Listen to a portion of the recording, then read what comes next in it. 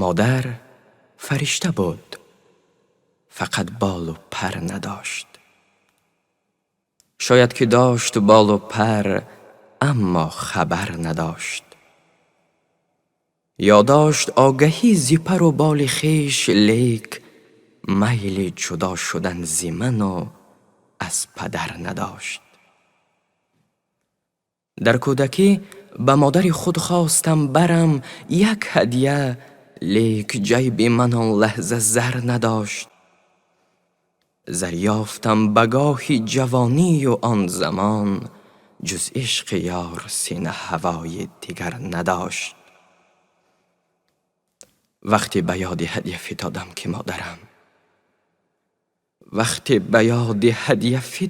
که مادرم، روی لبش به غیر وداع ای پسر نداشت. مادر فرشته بود، پری خود گشاد و رفت، از بس علاج پیش قضا و قدر نداشت. مادر فرشته بود، دقیقاً فرشته بود، حتی بدوش بال و پری هم اگر نداشت. مادر فرشته بود، دقیقاً فرشته بود.